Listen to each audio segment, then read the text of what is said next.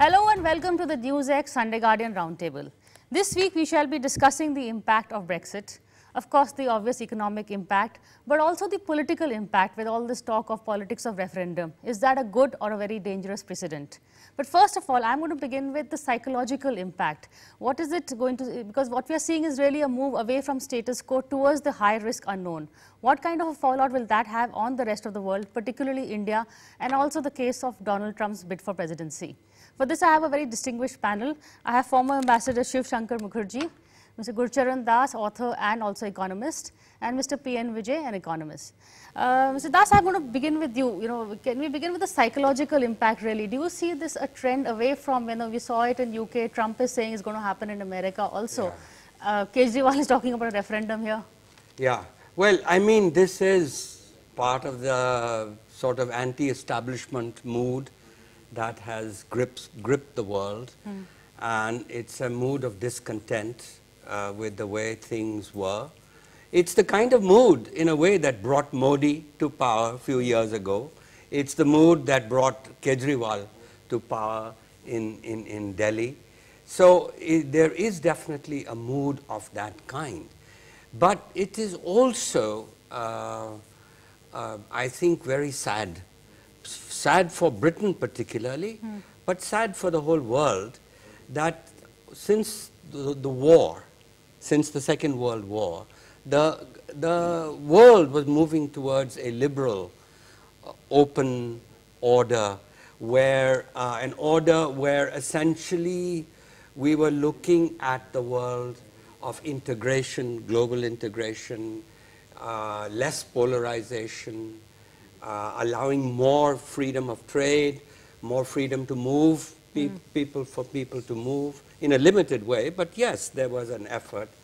And now it's all anti-immigrant, it's rightist, it's xenophobic.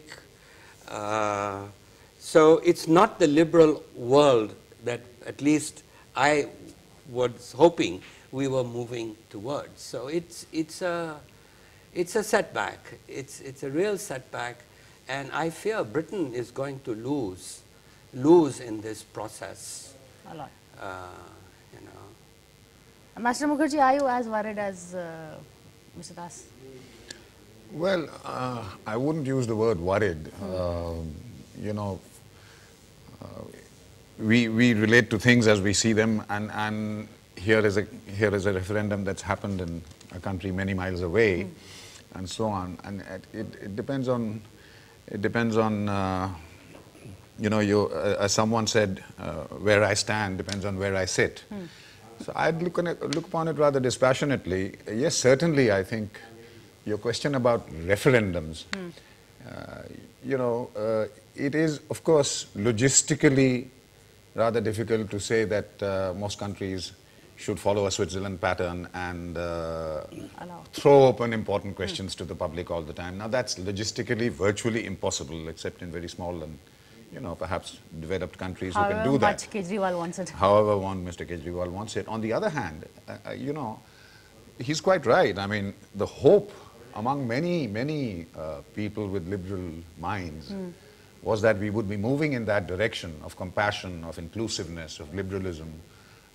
And on the contrary, if you look at the last few years, last few decades, I mean, you have a world more or less riven with conflicts, including in developed parts of the world. I mean, you look at the Balkans, you look at Africa, you look at anywhere. There's conflicts everywhere, and they are based on ethnicity. They're based on a hate of the other. They are based, as he said, on xenophobia, and very often based on messages where the main casualty is the truth. And so this myth has to go that human beings in masses deliver a verdict which is just and correct. This doesn't happen very often. And the technical difference between a referendum and a decision taken by the elected representatives in Parliament is that particularly in a country like England, in Britain and in India, you have the first past the post system. So you have really not just the possibility, but the probability that a minority vote will still get you a majority in parliament. Most of the Indian governments are actually minority governments. They don't win 50% plus of the votes. In a referendum, every single vote counts. Now, the thing is, if you take this referendum, you have, we'll, I suppose, debate the messages that went, the viciousness and the emotions that were aroused and so on and so forth. But the fact is that the phrase that Britain has voted, UK has voted to leave the EU, should actually be termed half of Britain has voted to leave the EU. Scotland has voted to stay with the EU. Ireland has voted, Northern Ireland has voted to stay with the EU, and now there are murmurs that, you know, we'll have to have a wall between us and Ireland. Wales has decided to, to leave. The young have, more than 65% of them wanted to stay. The old harked back to the old days and wanted to leave. So you have to contextualize this, I think. Okay. Is this something that must be taken as gospel now? Finally, the verdict of the referendum, which the UK government has to accept and has accepted, is actually advisory. So technically, Parliament can vote it down. But it won't. And frankly, every analyst says that if it goes to Parliament, hypothetically, it will be voted down. So there you have it. It's not an ideal solution. And frankly, I feel that after after this referendum, the referendum as a tool of changing things is going to get highly unpopular. I don't know, Mr. Vijay, because already, we have Kejriwal jumping on the referendum bandwagon, and, there are a lot of people who, it's constitutionally not possible, but he may perceptually get a lot of people's backing on this. Yes, it's possible, because referendum looks, on the face of it, very popular, very democratic. I mean, go directly to the people with a single question, and his point that most of the governments in India, and even David Cameron came to power at 24% of the electorate, asking him to be the Prime Minister. So we have this in the first past the post Westminster style democracies. But having said that, I think what we have to brace ourselves is the economic fallout could be a period of very high volatility. And I think people are not, to my mind, not waking up to that with a level of seriousness and linking it to trade.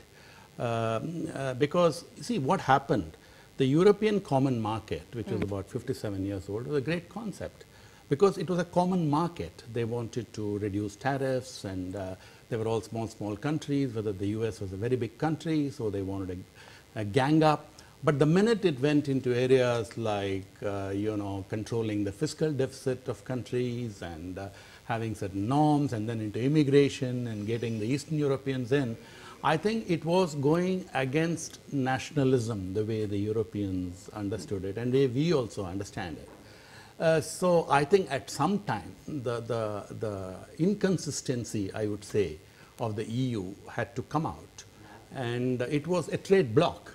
It tried to become something more, it tried to have a parliament, which was nothing great anyway. But for India, I think there are two takeaways to my mind. Wearing my economist hat, I would say that the volatility is going to be very real, because the world is extremely globalized in terms of movement of money, not movement as trade.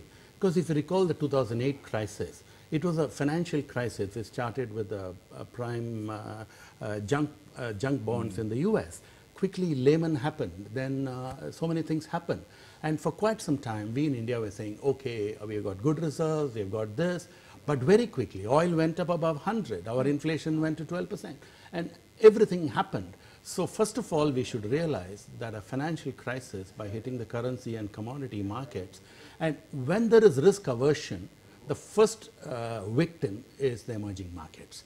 People would just go back to the US 10-year bond or the US currency. So we are going to feel the fallout, and we have to handle that as BJP. The second point I'd like to say is, in a very, very long term, I would say, wearing my political hat, that India has been a bit of a untouchable in this bloc culture. I've been interacting with the Industry and Commerce Minister very often, and she has been giving me the frustration that there is the US with its trade bloc, there is the EU with its bloc, the ASEAN, the China has its bloc, and we are the guys who are sort of trying to enter here, there. So if the world gives up, or this is a vote against these types of blocs, it may not be a bad thing for India. Okay. You know, if you're going into bilateralism, Yes. India may not be such a loser after all. You wanted to come in, and also the impact on I India. wanted to respond to the earlier, before getting into the hardcore economic thinking and discussion on this. But by both of these fine speakers, I want to sort of go back to the idea of the vision, our post-Second World War vision. You know, the fact is, Europe was a very defective place in the world. They'd had centuries of wars before that, ending in the in the 20th century with 2 world wars. And the EU was, in a sense, the vision of a world without wars. That by coming together, let me just finish. By coming together, the notion, the idealistic notion was that they could, you know, by reducing the power of nationalism. Nationalism had become such a toxic power. I can see why he's not agreeing with you. And nationalism had done so much damage to the world that we all look forward to a different kind of world. And it's almost like now Britain's departure, it's reminded me of partition in India. When Pakistan, if, you know, I mean, I used to believe in the one nation theory. What if Pakistan had not left? What if India, the undivided India, had remained as a whole?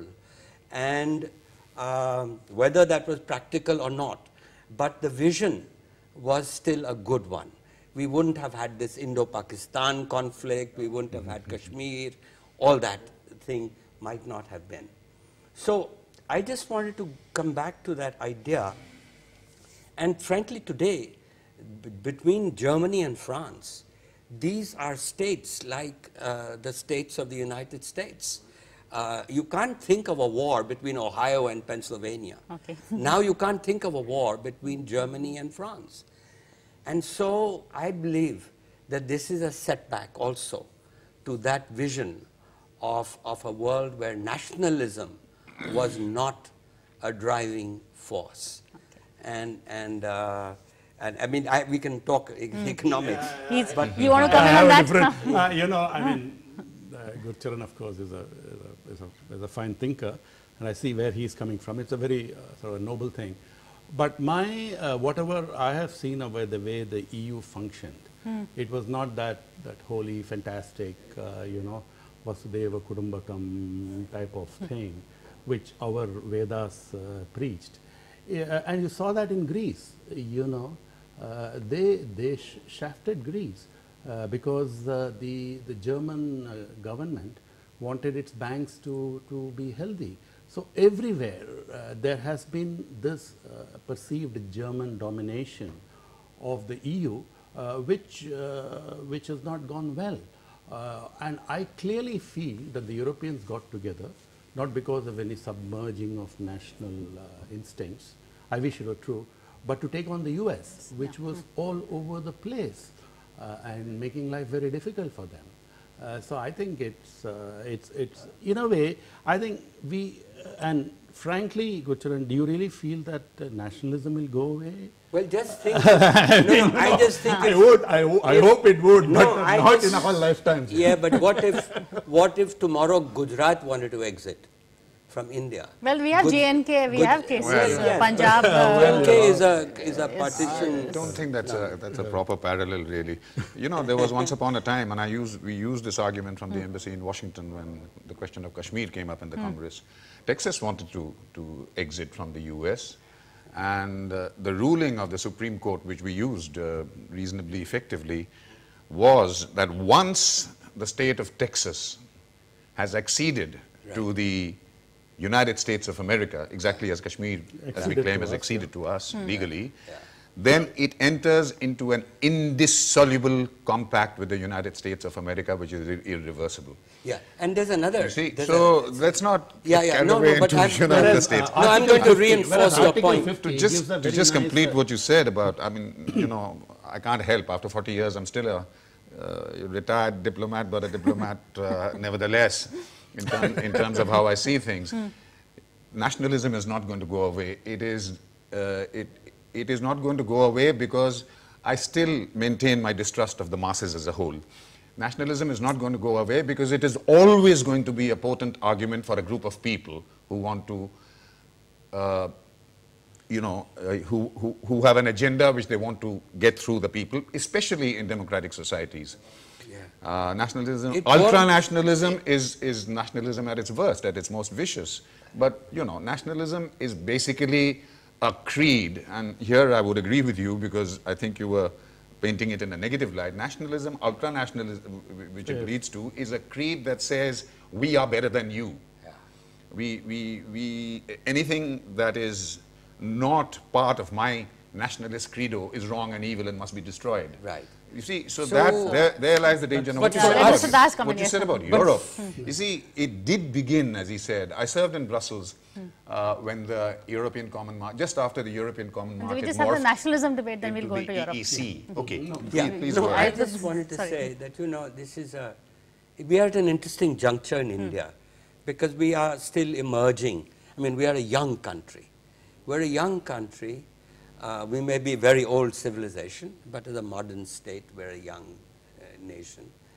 And it's very important as a young nation to begin to feel confident about ourselves so that we don't have to tom-tom our nationalist credentials every day.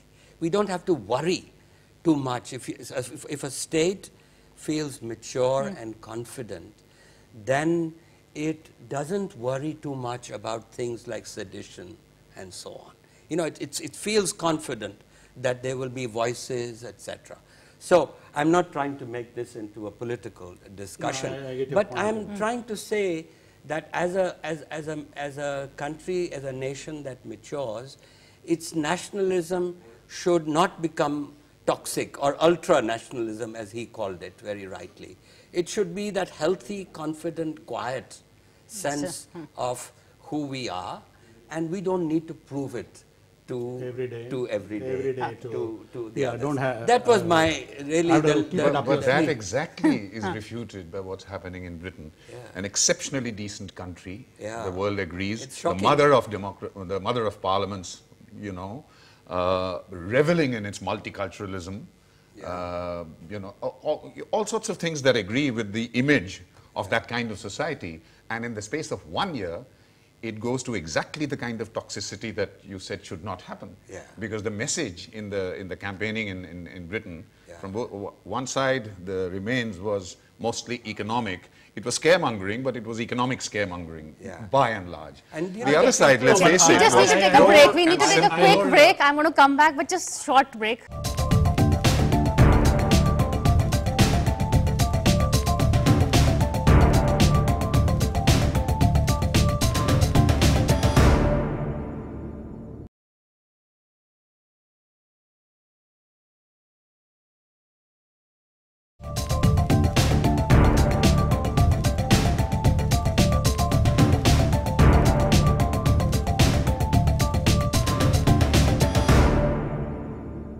Welcome back to the NewsX Sunday Guardian Roundtable. We are here discussing the impact of Brexit. First was an impact on India, but also I think we're taking a larger look at it, which is a much more interesting look.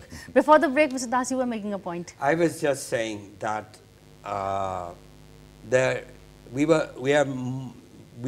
India is at a very crucial juncture because it's still a young country, and it's important for India to feel that healthy nationalism, which is expressed in a quiet way, in a quiet self-confidence, rather than tom-tomming it every day which very is dangerous because it can lead to what he said, ultra-nationalism and jingoism and xenophobia and sort of the belief that we are superior to others. That's not the right kind of nationalism. And I hope as a country we will mature, because Britain, which we thought was one of the most liberal places on the earth, and when we went to London, you know, or when we go, we used to meet a certain kind of English person who expressed that view of nationalism. What this Brexit shows is that there was a monster somewhere else,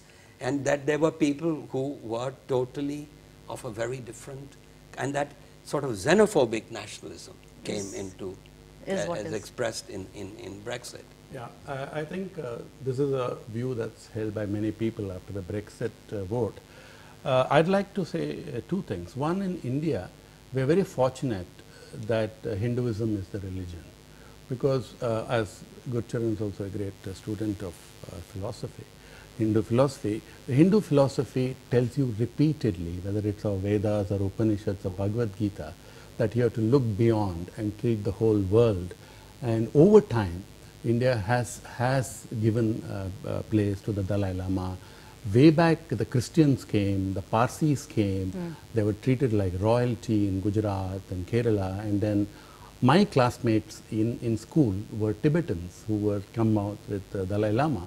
So we have that tradition of respecting other people, and I do hope we continue that tradition, because as we move forward and see in society, we find that the uglier aspects of Hinduism tend to be on the UK vote. You know, I feel that the vote was a simple expression of middle class and lower middle class UK, simply who from their heart felt that these immigrants from Europe, Cameron had somehow stopped the Commonwealth immigration. I mean, it's really number of brown skins you see in the UK is far less now than we used to say 5 years ago.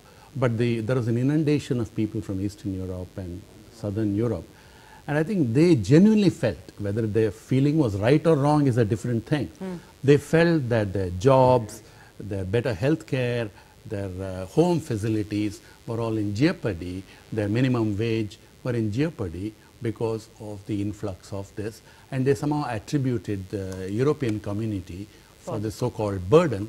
And I feel the way the newspapers have been talking about it, France, the ultra-right France is thinking on those lines. In the Scandinavian countries, there is always these feelings, why do we carry these dirty Italians and Spaniards, why do we pay taxes for them type of feeling.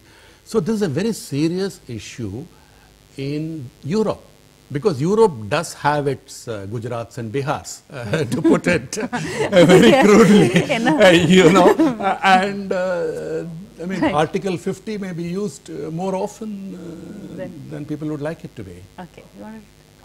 Well, on the subject of Europe now. And this nation of America first, you know, how is it going to impact Trump? I mean, this whole concept that Trump is selling, Britain seems to be buying it. It's a similar kind of message that the Leaves used in the British case. See, shorn of details and nuances and very, you know, all the talk of very complicated issues, the Leaves message was, to my mind, a very simple, direct and a pretty nasty message. Your jobs are being taken away. They're being taken away by immigrants. They're being taken away by East European immigrants, by EU immigrants, and also, don't forget, it totally exacerbated this debate all through Europe and including in Britain with the wave of Middle Eastern refugees, Syrian refugees and so on. Nigel Farage's last poster was a poster of Ireland, Britain, with an endless crowd of refugees that looked like Middle Eastern refugees receding into the, you know, far distance. It was, I would call it gutter politics, but, you know, as you see in America, these are the things that campaigning descends to. The message was, therefore, that immigration is the evil. And how do we tackle it? We tackle it by passing laws that tighten our borders, keeping these people out and so on. And why can't we do it? There is the European Union. this so-called super state that successive British governments have surrendered our sovereignty to, we want our independence back, which is what he said after the winning. So the European Union was the enemy that prevented Britain from keeping this other out. That was the message, and that succeeded, because when you're addressing masses, even in a highly developed country like Britain, the chances are you'll succeed against cold economic logic, statistics, and so on and so forth. So that is Europe, and I don't agree fully that, you know, the referendums, copycat referendums that are being talked about in France and in Holland. Certainly, the clamor will rise, but in the short and even medium term, I don't see that happening, because the tone coming out of Brussels already is very indicative of the fact that in the negotiations, the 2 years... I'm sorry, I need to end the show now, but I'm sorry for interrupting, but thank you for this. And who would have thought that I would have two economists, one former diplomat, and we'll also end up talking about the philosophical impact of the referendum, among other things. Well, that's it from us. Thank you for watching this edition of the Roundtable. We'll see you again, same time next week.